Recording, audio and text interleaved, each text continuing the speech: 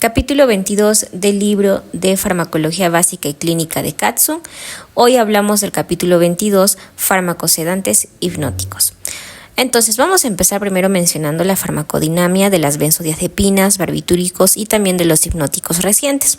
Se nos menciona que las benzodiazepinas, estos barbitúricos y otros hipnóticos recientes como el zolpidem, el saleplón y la esopiclona actúan sobre el receptor GABA en el sistema nervioso central. Este receptor es un canal de iones de cloruro activado por el neurotransmisor inhibitorio GABA. La estructura del receptor GABA es pentamérica, compuesta por 5 subunidades, con múltiples isoformas. Por ejemplo, la isoforma más común en el cerebro humano contiene 2 subunidades, alfa 1, 2 beta y 2 beta 2 y una gamma 2.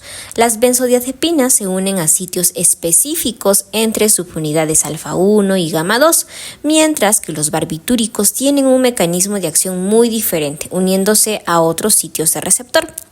Ahora, los hipnóticos recientes como el zolpidem son más selectivos, actuando solo sobre isoformas que incluyen subunidades alfa 1, lo que contribuye a su perfil de eficacia y efectos secundarios.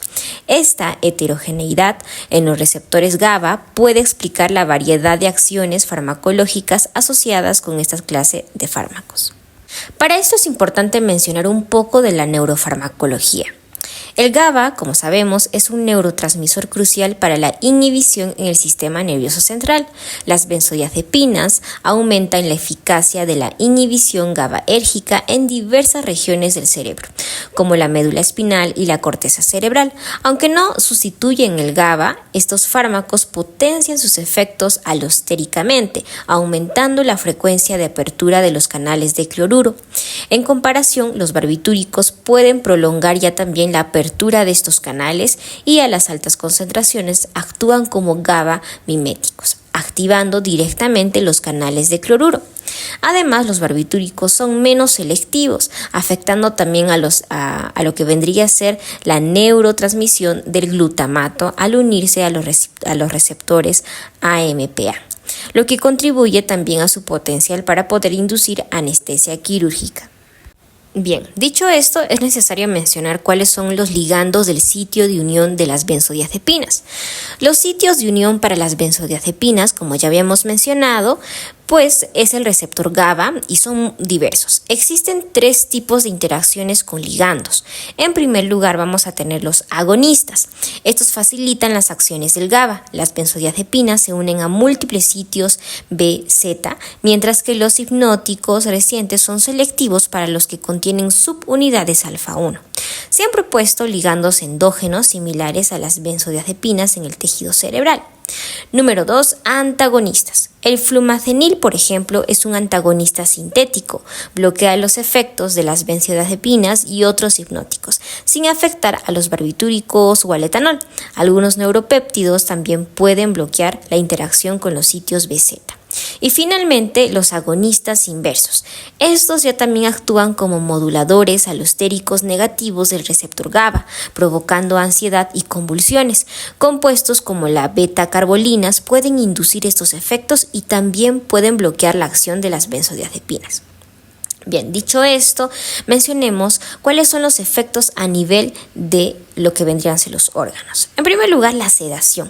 Las benzodiazepinas y otros sedantes hipnóticos a dosis bajas producen un efecto calmante y reducen la ansiedad, aunque esto puede acompañarse de una disminución en las funciones motoras y cognitivas. Además, pueden causar desinhibición del comportamiento, lo cual está vinculado con efectos ansiolíticos y en algunos casos puede resultar en euforia y pérdida de autocontrol.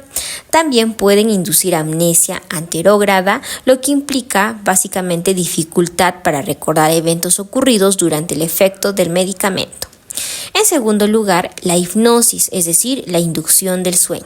Estos medicamentos inducen el sueño en dosis más altas y afectan distintas fases del sueño. Por ejemplo, las benzodiazepinas suelen reducir la latencia del inicio del sueño y aumentar la etapa 2 del sueño REM, del sueño REM, ¿no? A la vez que también pueden disminuir el sueño REM y de onda lenta, es decir, de la etapa 4 del sueño.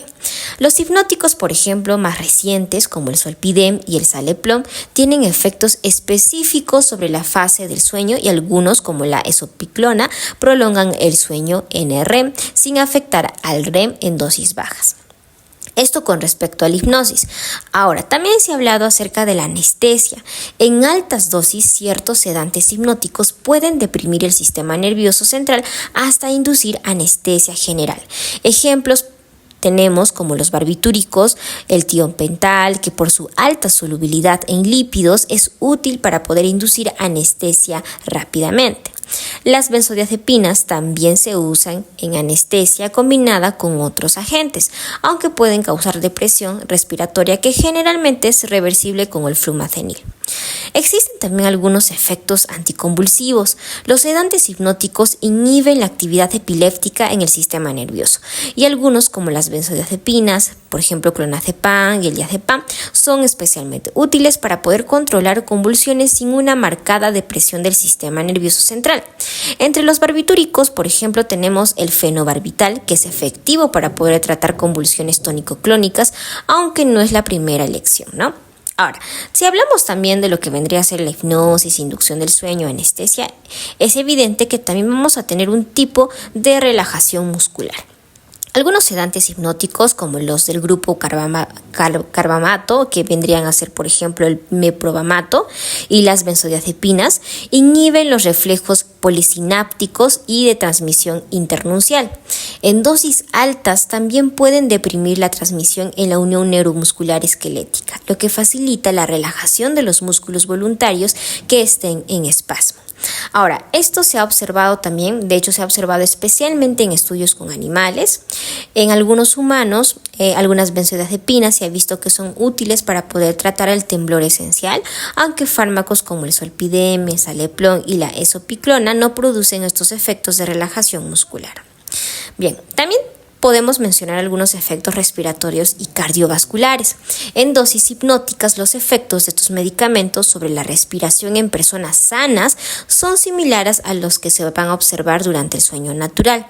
Sin embargo, pueden provocar depresión respiratoria significativa en pacientes con enfermedades pulmonares, lo cual se agrava con la dosis. En casos de sobredosis, la depresión del centro respiratorio puede ser fatal. En cuanto al sistema cardiovascular, aunque en personas sanas no se han observado efectos relevantes con dosis hipnóticas, en pacientes con hipovolemia, insuficiencia cardíaca u otras enfermedades cardiovasculares, incluso las dosis normales de sedantes hipnóticos pueden causar depresión cardiovascular, probablemente debido a su acción sobre los centros vasomotores en el cerebro. En dosis tóxicas, estos medicamentos pueden deprimir tanto la contractilidad del miocardio como el tono vascular, lo cual puede provocar colapso circulatorio, posiblemente facilitado por la acción de la adenosina en el organismo, ¿no? Ahora, hablemos un poquito de la tolerancia y la dependencia de los sedantes hipnóticos. En primer lugar, la tolerancia. La tolerancia a los sedantes hipnóticos implica una reducción en la respuesta a la medicación después de su uso repetido. Esto puede llevar a la necesidad de dosis mayores para poder alcanzar los mismos efectos, ¿no? Un aspecto relevante es la tolerancia cruzada parcial entre sedantes hipnóticos y el alcohol, por ejemplo el etanol, ¿no? Ahora, existen dos tipos de tolerancia. Vamos a tener la tolerancia metabólica, que es el aumento en la velocidad del metabolismo del fármaco, especialmente con el uso crónico de los barbitúricos, y en segundo lugar, la tolerancia farmacodinámica, que son los cambios en la respuesta del sistema nervioso central, principalmente, es decir, principal mecanismo que en este caso se otorga en la mayoría de los sedantes hipnóticos, ¿no? Ahora, ¿cuál es la dependencia psicológica y fisiológica? Que de hecho se nos menciona en el libro. El uso de sedantes hipnóticos puede llevar a una dependencia psicológica caracterizada por el uso compulsivo y una dependencia fisiológica, que implica un cambio en el estado físico que requiere la administración continua del medicamento para poder evitar síntomas de abstinencia. Y hablando del síndrome de abstinencia, pues el síndrome de abstinencia de estos fármacos puede generar síntomas como ansiedad, insomnio y excitabilidad del sistema nervioso central, pudiendo llevar a convulsiones en casos graves.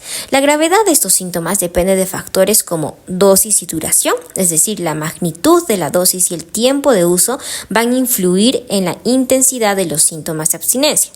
En segundo lugar, la vida media de medicamento. Los sedantes hipnóticos de vida media larga permiten un retiro gradual con pocos síntomas físicos, mientras que los de vida media corta, como el triazolam, pueden provocar síntomas de abstinencia entre dosis, lo cual puede causar ansiedad diurna.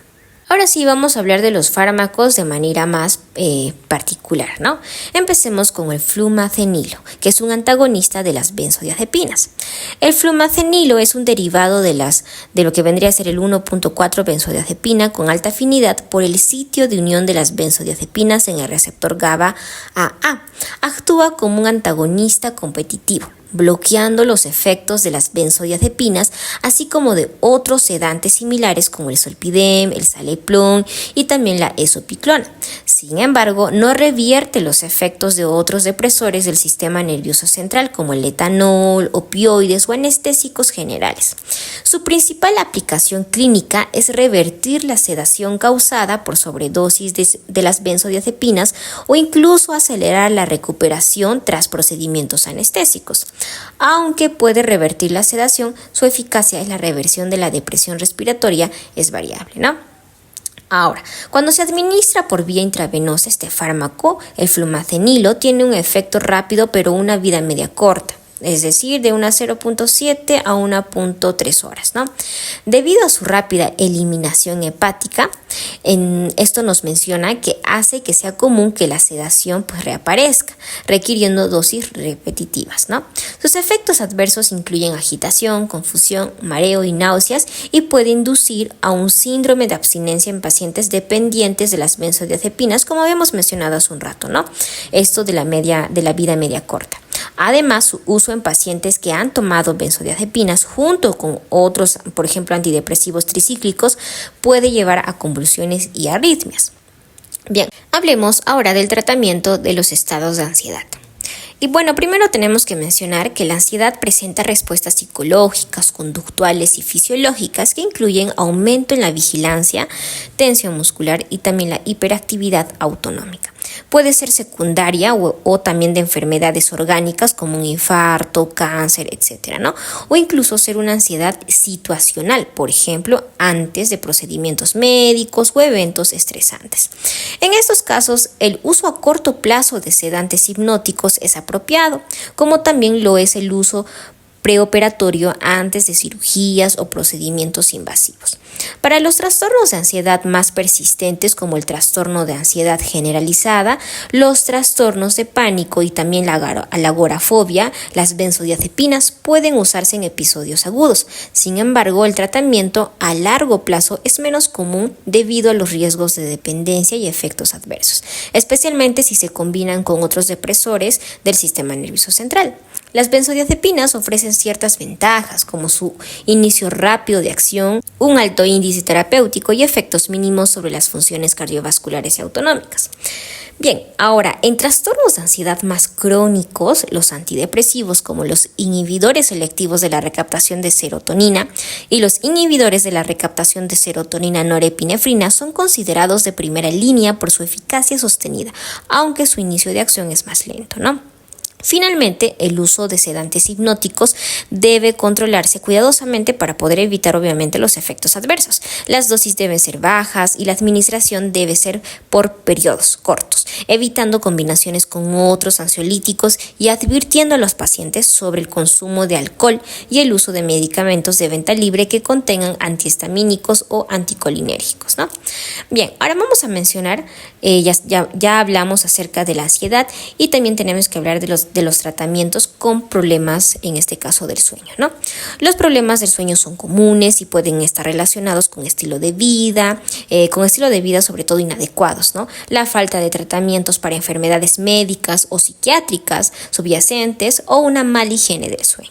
Aunque el insomnio primario es raro, estudios recientes han demostrado que la falta del sueño, especialmente en adolescentes y personas mayores, afecta negativamente la salud física y mental. Se recomienda que ambos grupos duerman de 8 a 9 horas por noche. Bien, ¿cuáles son los tratamientos no farmacológicos? Estos enfoques suelen ser los primeros recomendados y pueden incluir mantener una dieta equilibrada y hacer ejercicio regularmente, evitar el consumo de estimulantes antes de dormir, crear un ambiente cómodo y oscuro en el dormitorio, ir a la cama y levantarse a la misma hora todos los días, ¿no? Con respecto a los tratamientos farmacológicos, en casos donde las terapias no farmacológicas que hemos mencionado no sean suficientes, se puede utilizar sedantes hipnóticos de manera temporal. Las benzodiazepinas son comunes en el tratamiento del insomnio, pero pueden reducir el sueño REM y el sueño de ondas lentas y en ocasiones causar insomnio de rebote si se suspenden abruptamente. Las benzodiazepinas con vidas medias largas, como el lorazepam, pueden causar sedación diurna y con su uso prolongado tolerancia que lleva a aumentar la dosis. Bien, pero también aquí se nos menciona en el libro los hipnóticos modernos. Ahora tenemos el zolpidem, el citalopram y también la ezopiclona, que estos fármacos afectan menos el patrón de sueño comparados con las benzodiazepinas. El zolpidem, por ejemplo, está disponible en una presentación de la liberación bifásica para poder mantener el sueño por más tiempo. Por otra parte, otro de los hipnóticos modernos es el suvorexant, que está aprobado por la FDA para el tratamiento del insomnio. Ayuda tanto en el inicio como en el mantenimiento del sueño. Su principal efecto en sí adverso, sobre todo, es la somnolencia al día siguiente. Ahora vamos a hablar acerca de los sedantes hipnóticos, que tienen varios usos terapéuticos y aplicaciones clínicas. Además, también estos tienen efectos tóxicos significativos cuando obviamente se van a usar de forma inadecuada o en sobredosis, ¿no? ¿Cuáles son los usos terapéuticos de los sedantes hipnóticos? En primer lugar, la sedación y efectos amnésicos en procedimientos médicos. Estos medicamentos se usan en procedimientos como endoscopías y broncoscopías para inducir una sedación leve y efectos amnésicos, especialmente en formulaciones de acción corta que facilitan la recuperación rápida tras el procedimiento. En segundo lugar, el tratamiento del síndrome de abstinencia. Fármacos de acción prolongado como el clordiazepóxido, el diazepam y en menor medida el fenobarbital son empleados en dosis decrecientes para el manejo de la abstinencia del etanol y también de otros sedantes hipnóticos. Además, el lorazepam parenteral se utiliza para poder controlar los síntomas del delirium tremens. En tercer lugar, los relajantes musculares. Las benzodiazepinas, como el diazepam, pueden ser eficaces en la relajación de la espasticidad del músculo esquelético de origen central, aunque el uso generalizado de estos fármacos como relajantes musculares carece de una base sólida en cuanto a su eficacia sin efectos sedantes. En cuarto lugar, los usos psiquiátricos, ¿no? En psiquiatría, las benzodiazepinas ayudan al tratamiento inicial de la manía y el control de episodios de hiperexcitabilidad provocados por la intoxicación con fármacos como el PCP. Ok, hasta ahora hemos hablado acerca de todos los efectos que tiene estos fármacos, las benzodiazepinas, sobre todo a nivel hipnótico, pero es importante mencionar la toxicidad clínica. Entonces, efectos adversos comunes van a ser los siguientes. En dosis bajas, los sedantes hipnóticos pueden provocar somnolencia, juicio alterado y reducción de las habilidades motoras, lo que impacta la capacidad de conducir y el desempeño en el trabajo y la vida social.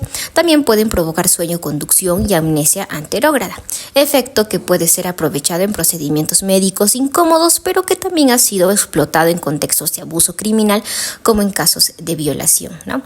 Ahora, en segundo lugar, la resaca y efectos en personas mayores. Es común experimentar efectos de resaca después del uso de fármacos hipnóticos de vida media prolongada. Las personas mayores son más sensibles, requiriendo dosis más bajas para poder evitar efectos tóxicos como por ejemplo la confusión. En tercer lugar, la sobredosis. La sobredosis de sedantes hipnóticos ocurre frecuentemente debido a su accesibilidad y también a la prescripción habitual, incluso a veces sin receta médica. Las benzodiazepinas, aunque más seguras debido a su curva de dosis-respuesta más plana, pueden resultar tóxicas en presencia de otros depresores del sistema nervioso central como el alcohol. Por eso es que hemos mencionado que cuando a una persona se le da una benzodiazepina, evitar el alcohol. En casos de sobredosis graves, es crucial un tratamiento conservador temprano para poder obviamente evitar desenlaces fatales, ¿no? Y en cuarto lugar y último lugar, la depresión respiratoria y cardiovascular que ya habíamos mencionado. En sobredosis severas, especialmente con medicamentos como barbitúricos, la depresión respiratoria central y la aspiración del contenido gástrico son riesgos potencialmente mortales agravados por el alcohol. En tratamiento, básicamente implica asegurar la vía aérea, ¿no? Siempre y cuando tengamos este caso, lo primero tenemos que hacer es asegurar la vía aérea, ventilación mecánica y en algunos casos el uso de fármacos inotrópicos o también la hemodiálisis para poder mejorar, en este caso, la eliminación del fármaco, ¿no? Hasta aquí hemos hablado acerca de todo lo que son fármacos sedantes hipnóticos. En el próximo capítulo vamos a hablar acerca del capítulo 23, que vendrían a ser alcoholes. Vamos a hablar a su vez también de cómo es que el alcohol, incluso un poquito de la historia del alcohol. Vamos a hablar cuál es su uso terapéutico, porque sí tiene. Y bueno, si te ha gustado, dale like y suscríbete.